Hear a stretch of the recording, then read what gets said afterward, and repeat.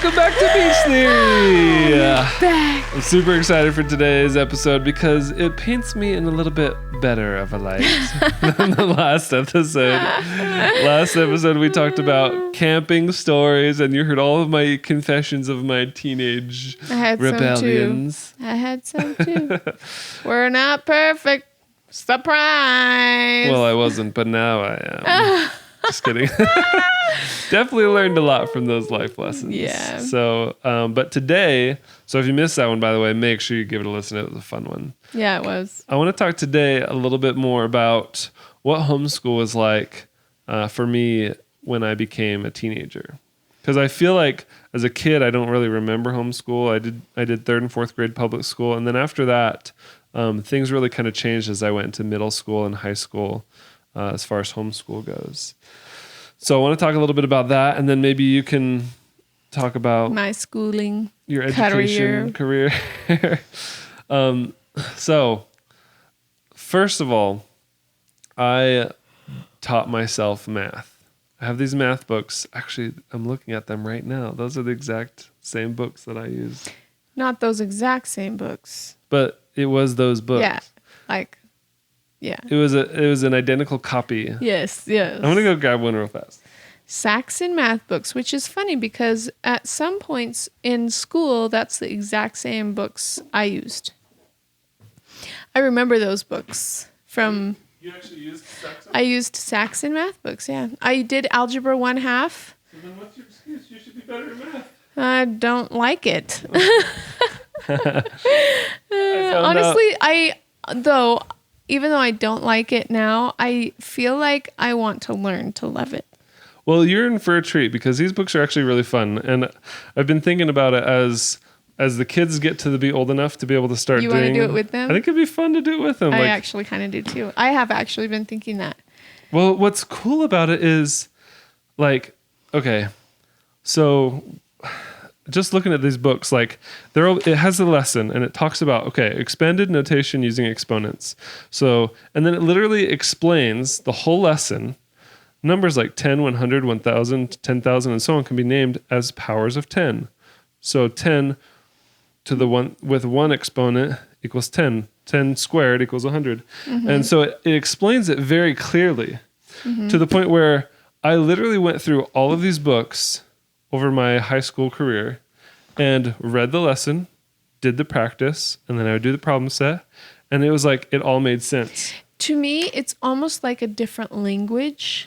But even the explanation of it is at this age, I'm sure I would be able to figure it out. It builds slowly though.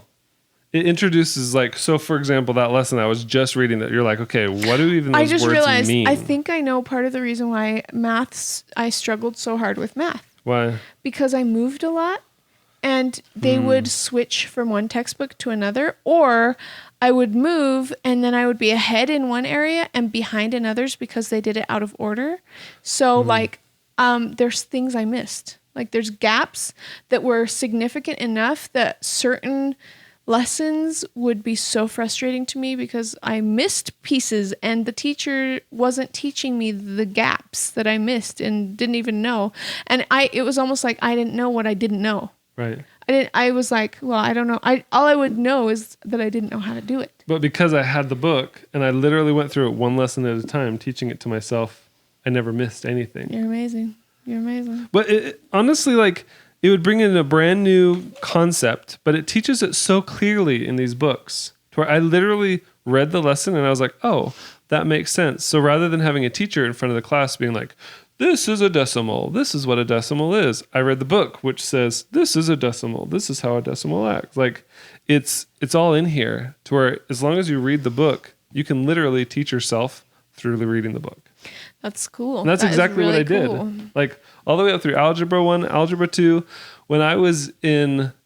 So, I'm just going to tell you guys a confession. Here is actually a confession. I didn't expect to do any confessions in this episode. Oh my. I'm telling you, there's confessions in every episode. But in the 10th grade, so at the end of every year, and this was true for all of my homeschool experience, at the end of every single year, we usually crammed a lot because we were way behind. But at the end of every year, we would go see a teacher, like a certified teacher with the state or with the county, and she would evaluate what we had done that year. She'd kind of quiz us a little bit. She would ask us questions about what did we read? Let me see your journal. Like, what did you write about? I want to see your punctuation, your spelling, grammar.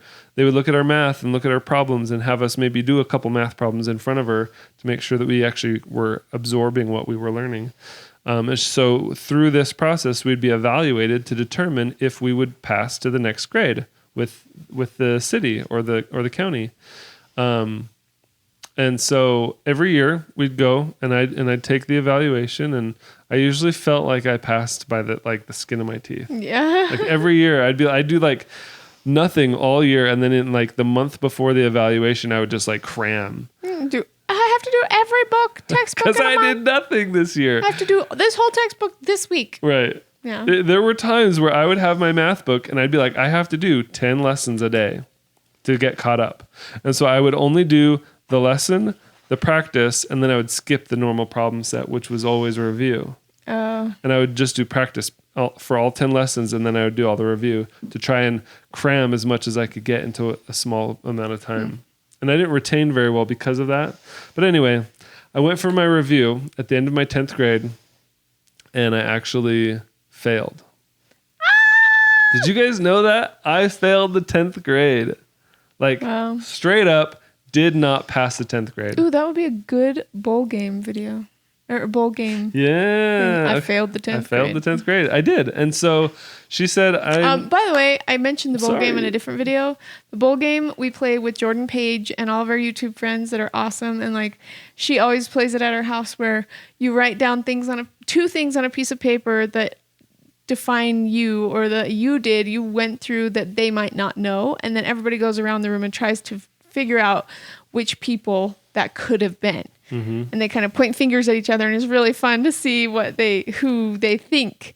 Like, it's total judgment. Like, I'm judging you right now, and I think you were that person. It's really funny. So they read the notes. I failed the 10th grade, and they're like, I think that was probably Rebecca. Yeah, it was Rebecca. And everyone's like, oh, totally, that was Rebecca. And then I'm like, nope, it was me. And then they're like, no way. What? I can't believe you failed the 10th grade. You're way too smart. Wow, thanks a lot. But that's the gist of the game, and it's really fun. So that would be a really good bowl game. That would be a good one. So I was so frustrated when my evaluation finished and I found out that I failed the 10th grade. And I was like, I'm really annoyed by this. And so I decided right then and there, I was like, you know what? I'm not going to redo the 10th grade. I'm not going to just be satisfied with my next evaluation being like, okay, you passed the 10th grade, good job. I said, I'm going to do the 10th grade and get caught up in the 11th grade in 1 year so that I'll still be on pace with everybody else. Mm-hmm. Like, I wasn't willing to let it just be now I'm that still way. in 10th grade. Yeah. So I got so like committed. And so I dove into my math books and I did all of it. I want to ask, because that's like my ultimate fear in like growing up. I was like, what if I get held back? What if I get held back? Mm-hmm. Like, what did that mean to you? And how did she tell you didn't pass? Like, was it like... It was more of like, hey, look, you needed to do this much work. And it's like, you didn't even try, right? Like, I'm sorry, but I can't, in good conscience, let you pass the grade when you didn't do hardly anything. Like, it was accountability, right, for me. And she said, I can't.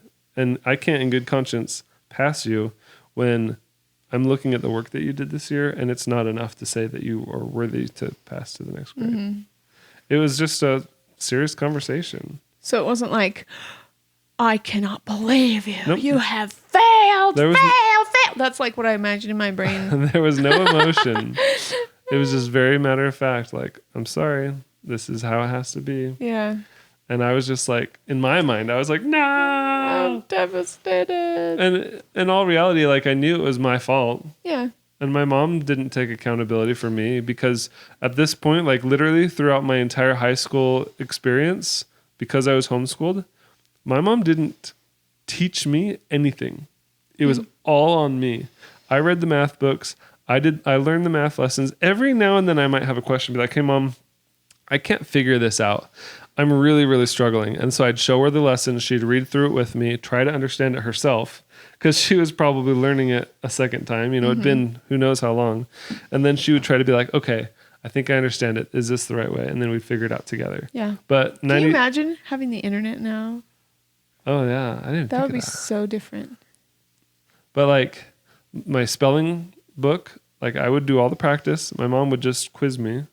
And language, I would read the lessons of language and I would do it. And I read a lot. So I knew grammar pretty well and punctuation. And I read the history books and I might have to write a report. But it was like very hands off for my mom because I was kind of on autopilot. I didn't need anybody to micromanage me. I knew how to look at a book and say, okay, there's 150 lessons in this book, which means I need to do 2 lessons a week or 3 lessons a week to be able to finish by the end of the year. Math, blah, blah, blah. You love doing math problems in your head. I actually do. He really does. He does it for fun. When he's bored, math problems in his head. Corbin does too, though. Corbin does too. Sometimes, I am not. Sometimes I'll just be sitting around and Corbin will walk up and be like, hey, Dad, I know what 1 + 2 + 3 + 4 + 5 + 6 + 7 is. And I'm like, what? And then he'll tell me, I don't even know what it is. And I'm like, okay, good job. But that tells me that like he's been sitting there just thinking about it and doing math in his head for fun. Yeah. Oh, what was it? The other day, he's like, there's 7. Okay, I think there's exactly 4 weeks in a month. Because 7, 4 times is 28. And I know that some months have 28 days. Yeah. And he was just like, that means if my calculations are correct. He didn't say that, but he did say that. Yeah. He's just like me. He just does math Michael problems looked at for me and he's fun. like, he does math problems in his head for fun. And I was That's like, not boy. good for him. Just kidding. No, I think that's great. Yeah. I'm excited. Honestly, like, I can't wait till he's at the point where he can start Saxon. Because I think he's really going to love it. He's close, I think. What's cool about it, like, I feel like it teaches you how to figure out math, like how to really enjoy math, just doing the books. So I'm proud to say that I accomplished my goal and I completed the 10th grade and 11th grade in 1 year. That's amazing. To the point where... Which I actually think every kid could do that. Oh, totally. Because when you're going to public school, you get kind of slowed down by all the other people. If you're like ahead of them, it doesn't really matter because you have to wait for the teacher to catch all the other kids up. I firmly believe that all of the education that kids get from 1st to 12th grade could be crammed into a couple years. Because if you like actually work on it, and even doing 10th and 11th grade in 1 year, I only probably spent a couple hours a day doing school. Like I still spent less time in school actually working than you did going to public school for an entire day. Well, 100%. I was there like 8 hours a day between like before and after school, about a half an hour before school and after school, and there for 7 hours plus the extra hour. Yeah. Like if I had spent that much time. Oh, look, I did math problems in my head just for fun. Good job. Just kidding. But no, it's like, and that was without any extra activities, like 8 hours every single day. If I had spent that much time on school, I could have gotten 3 grades done every year. Yeah, you could have. But that would have been only at home that you could have done that, not like at public school. Absolutely. So after I went back for my evaluation, I don't remember that conversation very well, except I remember being like, "Hey, I've done all my math books. I'm ready for more. I think I want to try to dual enroll at a community college for my senior year." And so she was like, "Okay, yeah, it looks like you did get caught up. You did all this work. Good job." Was she so proud of you? I don't remember at this point. All I remember was failing the 10th grade, cramming the next year, and doing a lot, and then dual enrolling the year after that. Okay. Which basically dual enrolling was I was technically still in high school in the 12th grade, but I applied and I was taking college classes. And we actually had the option to do that too, but I didn't do that. We had the option to do that too. But the thing is, actually, you had to pay per class. I didn't have to pay anything because school is paid for, public school is paid for, and because my community college was the public school that I was attending, it was covered under. It might have also been I don't know if it would have been paid for. It might have also been because I didn't have good enough grades. Maybe they had like, you have to get a 3.5 to take dual enrollment or something like that. But like, I didn't do that. So, I was like, I barely graduated high school. So lucky. So I remember going to Valencia. And that was my only goal with high school, was just to graduate. Just to graduate. I just want to get graduate. I don't want to make it like extra fun or like extra. I don't want to put any extra work into it. I want to have fun while I'm here, but I do want to pass. So I literally passed. I think you had to have a C in every class to pass, and that's what I did. You had a C in every class? I mean, I did better in some places, but I did not have a single D or an F because I knew I wouldn't be able to pass. So I was able to pass with C's and above. C's get degrees. C's get degrees. Except I only got, my high school degree. Is that something? No, it's just diploma. I didn't even get a degree. So I went to Valencia Community College for my senior year, and I took what was called the CPT test, which was a computerized placement test. And basically I answered questions and it said, okay, this is the level of education that you're at. So this is what you qualify to be able to take here at the community college. And I remember taking pre-college algebra my senior year of high school. And I was at the community college with a whole bunch of other college students. I was probably the youngest one in there, considering that I was only in 12th grade. So I was like 17. But I remember I loved that teacher so much. Oh my. It was a man. Oh. So don't get excited. But like he like, I never even really talked to him. Like there was probably 35. I've had teachers that I never really talked to, but that as a teacher, it was like, they are the most amazing teacher and they're my favorite teacher. Right.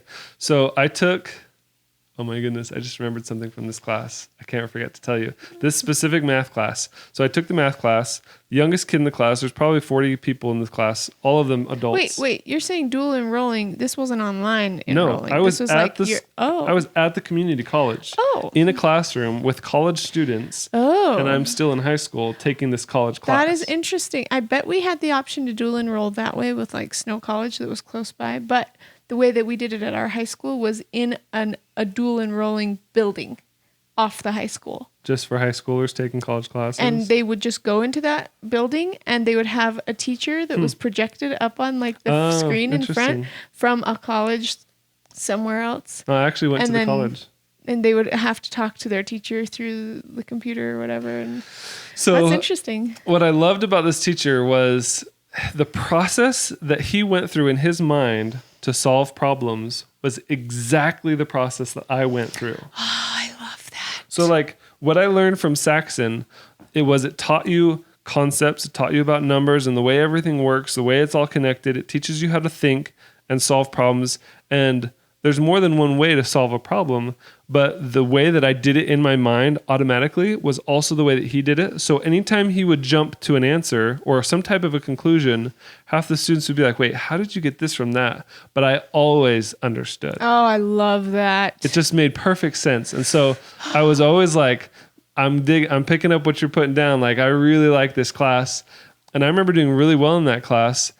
And here's the fun part. At the end of the class, it was like the final, right? So here, everybody's in the class. We're taking this final test of the semester. And I'm sitting at the table and I'm writing my answers and I'm just having a great old time. And he calls me up to the front of the class in front of everybody. Oh my. I don't think I've ever told you this. I don't think so. So I get up and I walk to the front of the classroom and I'm like, hey, yeah, what do you need? And he's kind of whispering to me. He's like, hey, look, you've already got like 100% in this class. So it doesn't matter what you get in this test. And if you want to leave right now, you can.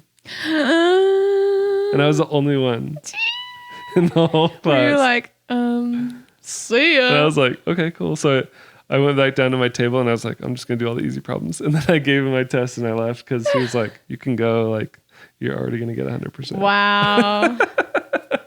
He's like, you don't need to be here. Yeah. I probably could have taken college algebra and done just as well. Because Oh, that was pre-college algebra. And I aced it. The only other class that I took when I was dual enrolling was a real estate class. Yeah. And everybody in the class was taking this class for the purpose of being able to get their real estate license. And I took the class and I passed it, but I never got my real estate license. You just took it to learn. I wanted to know real estate because I wanted to do real estate. It's just so funny to me that you're so good at math. And like when we first met each other, you were like, I can teach anybody anything. And you were very prideful about it. You're like, I could totally teach anybody. You use the word prideful, but I think the word you mean is confident. Because there's a difference. Okay. You're very confident about it. Prideful. You're like, I can teach anybody anything. And then you tried to teach me math. Or I think you tried to help me with my math, but the way that we think math is totally different. Like I would have been one of those kids that did not get your teacher You're just like at all. Cross-eyed, like, excuse me. Really? Rude, jerk. Anyways, that's rude. Can you repeat the entire But lesson? like I had teachers that I got too, that they thought the same way I did with math. I remember one teacher that I was like, oh, this is so much better than my last math teacher. And then I didn't get her again and I had somebody else and I was like, no, I can't. Like it was so weird. I had a really hard time with math.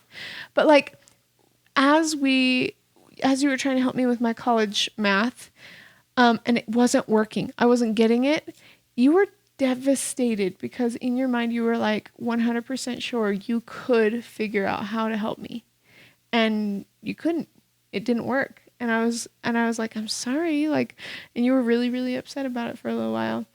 And it's just so funny to me because sometimes I feel like we come to Earth with this with certain desires because we are supposed to be that, or we are supposed to learn. We probably, this is what I believe. Now I'm going real deep with this, but I believe that we all watched what we were supposed to do here on Earth before we came. And I think that you knew you were supposed to be a mentor for people.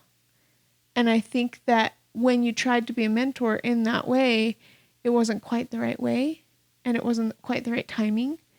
And it was devastating to you because it didn't work the way that you pictured in your mind, which was probably just an impression that you had from before you came to Earth. Because now you are a mentor and you are helping other people with a lot of different things, and you've always felt comfortable in that position. And I think it's the same as like when I was a kid, I had this huge desire naturally. That's what I think, it's a natural desire when we were shown something before we came here, and we just want to make that happen no matter what. Right. But I had this natural desire to become an actor. I just wanted to become an actor. I knew I could do it. I knew that I could do it. And then I found out that most Hollywood actors have to do a lot of terrible things to get to where they are, or they have one good video that, like Robin Williams, like he really inspired me, and I was like, I want to be just like him.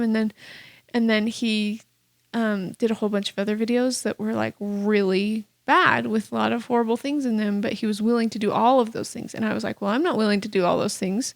I just want to do the good stuff, And so I was like, well, I guess I can't be that anymore. And it like devastated me because I had this huge desire to become that.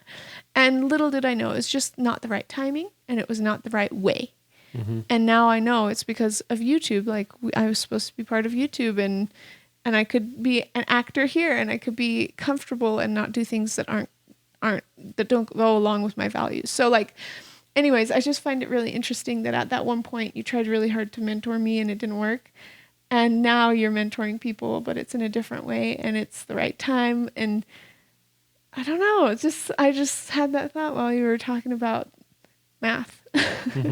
That's interesting. Looking back now, I'm like trying to remember what specifically I was trying to teach you and what was frustrating to me about it.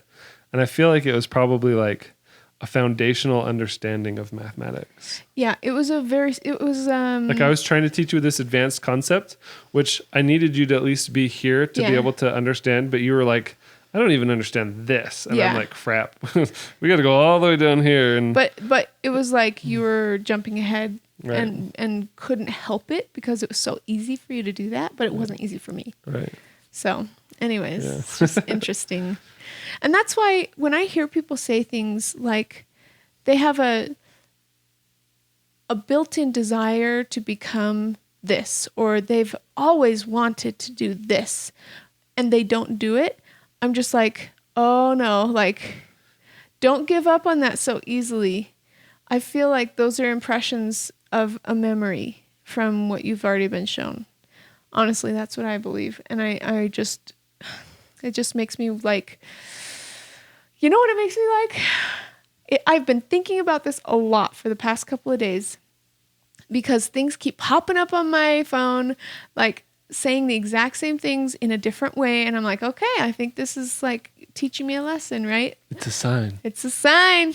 But like, people that don't progress or that don't progress very quickly are often making excuses, or they often have reasons why they're not moving forward, right? But people that move forward quickly and that love to progress, they will look at where they want to be. And instead of saying, I can't do that because of this, they'll say, oh, I want to be there. What skills do I need to learn between here and there that will get me there? Like that I don't already possess. So they're not looking at what are my strengths already and I'll just go with that. They're like, oh, I need to learn something new. Okay, this is hard, but I got to do it. And then they get there. So I guess that's what is inspiring to me and what I've been thinking about a lot lately. Like, if there's anywhere that you want to be and anything that you want to do, it's not impossible and it doesn't matter what it is. You just need to learn the skills that you don't already possess or that you might have a little bit of to get where you need to be. It's just a different way of thinking, you know? Mm-hmm. I think that was one of the biggest things, like of all of my self-education, all of my homeschool experience. I think if I could sum it all up in one big takeaway, one valuable lesson, and that is actually two things. Sorry. Number one, I know how to teach myself. I know how to learn. Like how to learn is a skill. To be able to know how to teach myself and how to learn and remember what I'm learning. And number two, to develop a love for learning. That's like lifelong. And I truly admire him for being able to do both of those things. Whenever I go to the movies and they're like, are you a student or whatever? I'm like, yes, I'm a student. Of life. Of life. I'm always learning. I don't have to be enrolled at a college to be a student. Like, I'm always learning. I'm always a student. And it blows me away at how easy that is for him to think that way. And I know that it's because of homeschool, because I have had to unschool my brain. Like, I just feel like going to public school, which is what I did all except for 8th grade, half of a year where I just didn't do anything. And I went home, homeschool. But like, I think what I had to unlearn was I hate learning.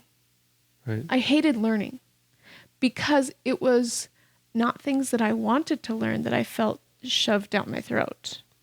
I didn't want to learn math because I had a reason and it was legitimate, but nobody listened to me.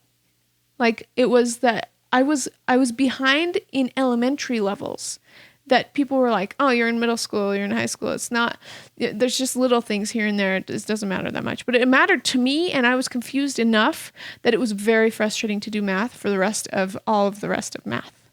So to have little things like that were ignored by teachers because it wasn't like necessary, or it wasn't like a big enough problem to them, but it was big enough to me.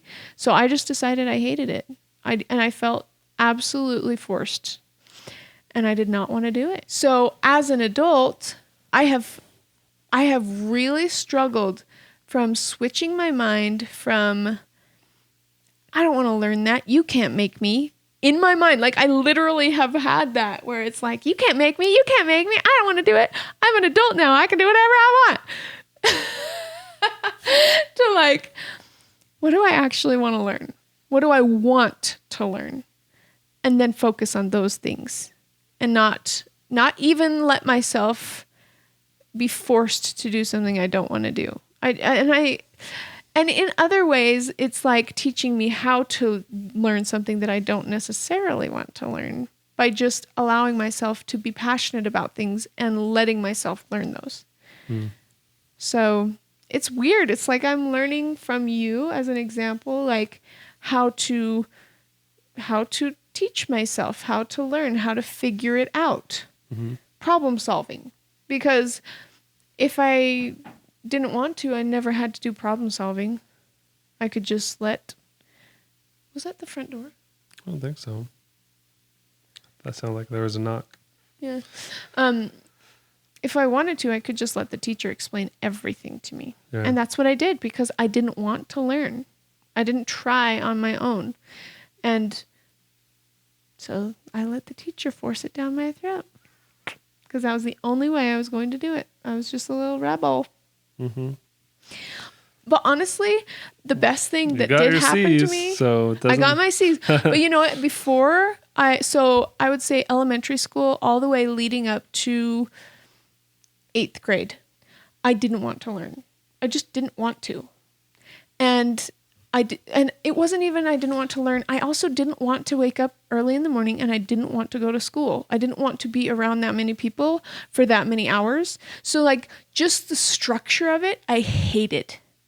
The whole structure of it, I hated. So that attitude, it really is it's just an attitude. That attitude of I don't want to learn, I hate this. Would you call that a learning disability? Or would you just say it was a bad attitude? No, it was just a bad attitude because I could learn anything. I can learn anything. Because I think that's where James is right now too. I think I see him and I see what he can learn and how smart he is. I can see he's brilliant. But when it comes to specific things, he does not want to learn it. And therefore, because of his attitude, he doesn't learn it. He doesn't have a learning disability. He just doesn't want to. Yeah. So and that honestly, comes from you. Well, it does. It really does. I look at him in like the learning way and I think that's me. You look at him in like the brilliant way and the rebellious way. And you're like, that's me. Yeah. That's so funny. Well, we just gotta, how do we overcome that for a child that has that attitude? The thing that helped me the most was to find a teacher who wasn't annoyed to be at school too, because that was another thing. I could see teachers that were annoyed to be there, and I was like, you really expect me to want to be here when you don't even want to be here?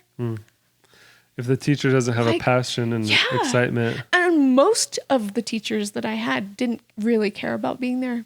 Yeah. They didn't want to. They were excited when it was their, like when they didn't have kids around them. Like it really frustrated me that I was expected to be excited about it when they weren't. Like, how dare they? That's how I was like, how hypocritical of you. That's totally my attitude. I still kind of feel that way. But honestly, I have a lot more compassion for teachers because they go through a lot. They go through so much. They had to deal with me. I could see how frustrating it would be to try to get a child enthusiastic about learning when that child just doesn't want to wake up early. Or that child, like there was times where I was hungry. I was so hungry because I missed breakfast. But I still had to go to all my classes. Like this was like every day of most of, like I was starving to death. It felt like by the time lunch came around. And so like I couldn't think clearly. Right. That wasn't something but I was expected to learn. Think about our kids. You know? When they haven't eaten, they have zero tolerance. When we get ready to film a video, we feed them because they need to, I mean, it's not just then that we feed them, but you know what I mean? like gotta make sure everything's good. We gotta make sure everything's taken care of or else it is a disaster. And so I have some empathy for those teachers who are trying to be trying to get kids excited about things. Well, these kids, I mean, can you even imagine if they were also being abused at home? Or if they didn't have school clothes, Right. they didn't have the things that they actually needed, but they were expected to go anyway. That's when you create a rebel. There's 100 million reasons why the kids are not going to be able to pay attention Yeah. or care about what they're learning about. Yeah. So yeah, I definitely don't envy them and the work that they do. The best thing that ever happened to me was, so it was from kindergarten basically all the way up until 8th grade that I just didn't want to be there. I just didn't want to. And there was really nothing anybody could have done to make me want to go. And it's not their fault. It was me. It was just, I didn't want to. I think that the biggest shift for me was going from, this is my mom's responsibility to educate me to now it's my responsibility to learn. Mm-hmm. Because if I fail, that's on me. Mm-hmm. Other people might be like, oh, to my mom, or my dad, my parents, and be like, you're failing your children because they don't have a proper education. Like people might criticize my parents, but as a kid, I took the responsibility. And I think that's appropriate because I said, I want to learn. I'm self-motivated to learn, and it's not anybody else's, no one else is accountable for my failure to learn but me. Yeah. And what gave me the excitement to learn again was going home and not learning anything for 6 months. That was exactly what I needed. I did not need to do homeschool. I didn't. Every teacher would have fought me on that. Every single teacher would have been like, "Oh no, you're going to fall behind. You're going to mess up. You're going to have." But just taking that vacation kind of refreshed your mind. That vacation was exactly what I needed because it basically starved me of education. And up until that point, it was, 2 months here for summer that I got off where I didn't have to do anything, which wasn't enough for me. Mm-hmm. I needed that 6 months of education starvation. And then when you came back to school, you're like, yeah, I did. I was like, okay, I can do anything. And I was so worried too, because at the end of my 6 months of going to homeschool, they made me take a test. And so that whole time I was freaking out in my brain because I was like, I'm not doing anything. I'm not doing anything. I'm going to fail. I'm going to be held back. I'm going to have to do 8th grade again. And I passed. There was no reason for me to worry. That whole time, I could have just not even worried and not done a single thing, and I would have passed. And that taught me something, too. That made me think, okay, I wasn't doing as bad as I thought I was. In school, I was doing much better than I thought I was because I did nothing. And that made me also question how much time we spend in school. Absolutely. Why did I need to spend that much time in school? That 6 months would have been wasted, stressed out. Like if I would have gone to public school, right, I would have been stressed to the hilt. I was going through so much just emotionally at puberty that I couldn't even handle my emotions. I was just like crying all the time, and like just being around other people really overwhelmed me that were also going through the same things I was going through. I just couldn't handle it. I couldn't handle it. And I needed time away from other kids, and I needed time to do nothing. I think public school has become free babysitting justified by the fact that your kids are supposed to be learning something. Oh. That's my perspective. This is beach theory, right? I can say whatever I want. Hey, you might not agree, but like, I just think that. I think it's become. I think to an extent, for some people, it is. That's all. And then there's other people who really excel at school. I didn't, but there are people who I think Corbin would be one of those. Good on him. Yeah. Well, I think that wraps up our homeschool education experience. And once I got to high school, I was good, and I did want to learn. There were some things that I didn't want to learn. We'll talk some more about our snow college experience, or maybe we already did that. But anyway, thank you guys so much for tuning into Beach Theory. I like this episode personally. I think it was a fun one to talk about. It's because you like education. I do. Thank you guys. I'm still learning. I'm learning to like it. Yeah. Thank you guys for listening. We really appreciate your support. We got more fun Beach Theory every single week, so make sure to stay tuned, subscribe, and we'll see you guys next week. Bye. Bye.